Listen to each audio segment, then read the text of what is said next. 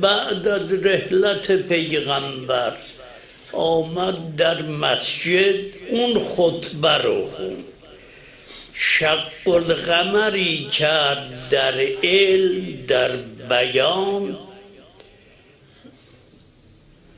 با اون قدرت، با اون صلابت راه رفتن پیغمبر، منطق خاتم انبیا. چقدر گذشت؟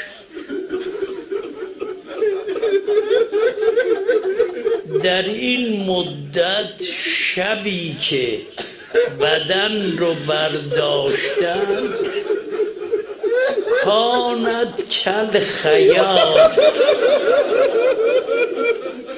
کانت کل خیال.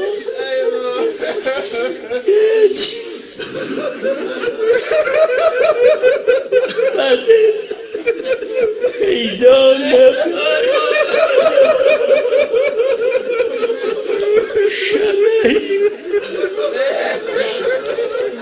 بدن نبود، شبه بود. اگر بری کنار قبر امام هشتم، مادر او زهراست. اگر بری کنار قبر سید الشهدا، مادر او زهراست. اگر بری در قبر بقی، مادر اون 4 امام زهراست. اگر دنبال امام زمان بگردی، مادر اون صدیقه کبراست. همه همتتون را در خدمت به فاطمیه صرف کنید، فردای قیامت خواهید فهمید. پیغمبر فرمود به دخترش الویل کل الویل، ویل کل ویل برای کسی است که به تو ظلم کرده. این یک کلمه دوم اینه والفوز العظیم لمن نصرک. فوز عظیم برای کسیه که تو رو یاری کنه. اون پرچم‌هایی که روز شهادت حضرت زهرا بلند میشه، همه اینها علمیه که به اسم نصرت او افراشته میشه و شما دارید به اون پرچم میگید ای دختر رسول خدا، ای بضعه خاتم انبیا، ای مادر سید الشهدا. اگر جنازه تو دل شب دفن شد، ما نبودیم خدمت کنیم. این خدمت ماست امروز. فردا که بود وعده جنات نعیم، تسلیم کنم هرچه غلامی دارم. این چند جمله گفت یا علی به اولاد من تا قیامت سلام مرا برسون.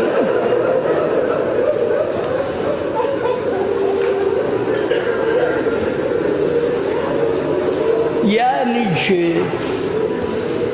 بعد از اون کلمات، این کلمه یعنی چه؟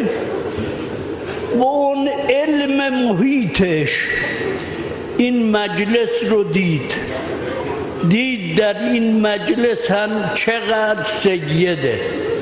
این فاطمه تا روز قیامت انتشار نسل شدید، خواست بگوید شما اولاد منید، بر من چه گذشت؟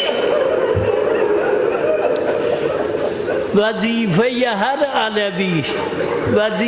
هر علویه اینه که روز سوم جماد ثانیه در این مملکت با سر و پای برهنه مردانشون بیایند در کوچه و بازار بگویند ای مادر ما این جواب سلام ما خوشو از خاک قبر کشید همچنون که دست رو کشید حاج علیه الحور اون هم چه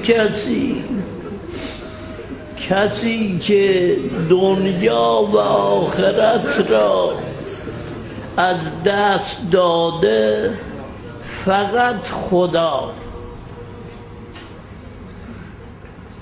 اون چه هست در نظر او نه بهشته نه جهنمه نه دنیاست نه آخرت فقط ذات قدوس حقه یک همچه قلبی یک همچه روحی وقتی دستشو کشید حاج علیه الحوض گفت ای کاش من هم مرده نفسی علی